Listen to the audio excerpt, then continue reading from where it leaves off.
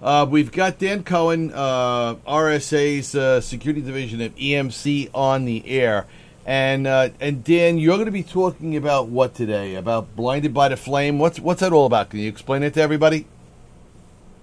Sure. Hi, Joe. Well, today I'm going to be talking about Blinded by the Flames and the media hype that went together with the whole flame incident and why it's really bad for you. Let me start out by let's go over what we know about flame. And well, for starters, we know that flame is dead, so we can all relax a little bit. We know that earlier this month, just last week, Flame CNC servers sent out a kill command that terminated all the bots operation and attempted to clear all the traces of malware from the infected machines. All right, so it's dead. But the question really is it dead, and should we really relax? So let's look at what we know. We know that flame was discovered in early May, which is subsequently, by the way, around about the time when the flame kill module was written. It was discovered by the Iranian National CERT, Crisis Lab, and Kaspersky, after Kaspersky was asked to investigate malware that had been wiping files from the Iranian computers. And that's also the source of the flame nickname Skywiper. But anyway, the researchers never found the wiping malware itself. The wiping malware made such a good job of wiping that it was very tough to detect. Instead, what they came across was flame. And flame turned out to be the most sophisticated piece of malware that we know to date. The sheer size of the package, the payload itself, was just under 20 megabytes, and it put it in a league of its own. On top of that, flame is composed of several DLLs that include many different libraries, such as for compression, database management, audio interfaces, and more, making reversing the Trojan investigating efforts even more tedious. Flame was put in the same family as Stuxnet, but as opposed to Stuxnet, it wasn't intended to attack SCADA systems or industrial control systems. Instead, it was intended mainly for espionage. It was designed to steal as much data as it possibly could, including documents, screenshots, microphone audio recordings, and Skype sessions.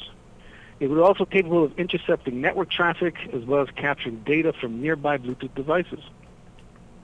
All the data was collected would then be compressed and uploaded via an SSL connection to Flame's massive CNC infrastructure.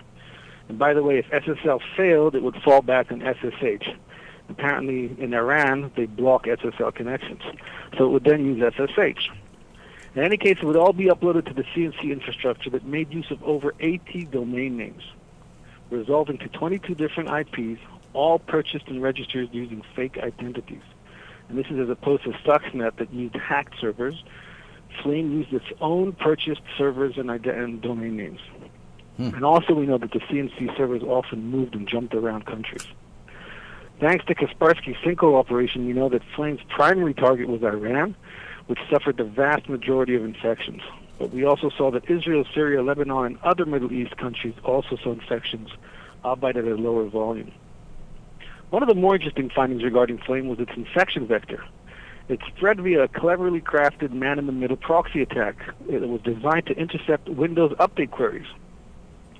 What would happen was that an infected machine would set up a fake server and announce itself to the network as a proxy for the Windows update host using WPAD, or Web Proxy Auto Discovery Protocol.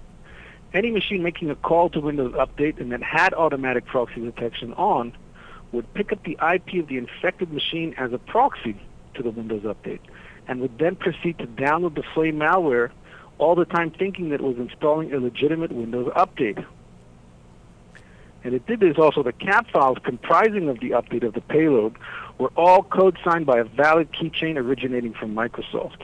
Oh, very nice. And you have to ask yourselves, how did they manage to do this? Mm-hmm. And they did this really by using a weakness in the MD5 hashing function that allowed them to create an MD5 collision, or in other words, they created a malicious certificate that had an identical MD5 signature as a legitimate certificate. And this allowed the cat files to appear as being signed by Microsoft and installed on the local machine without need to alert the user. And by the way, Microsoft has since revoked those certificates and has issued a security advisory. But to me, the most fascinating finding made by Kaspersky the other day was tying Flame to Stuxnet. According to Kaspersky, Stuxnet and Flame were developed around the same time, as early as 2007, by two separate teams. And at one point, the Stuxnet team implemented Flame source code to achieve its zero-day USB infection vector. It did not make use of a compiled module, but rather used the source code itself. This is really fascinating stuff. Okay. And so coming back to the title of this segment, Blinded by the Flames, we've talked about the malware itself. Let's look at the media hype surrounding Flame and why it was actually bad for you. Well, why don't we just Before I hold move off on Joe, that do you one? have any questions? Hang on just 1 second. We're going to cut away to a commercial. We'll come right back with Dan Cohen from RSA Security, the security division of EMC. We'll be right back with you, Dan. Hang on right after this commercial.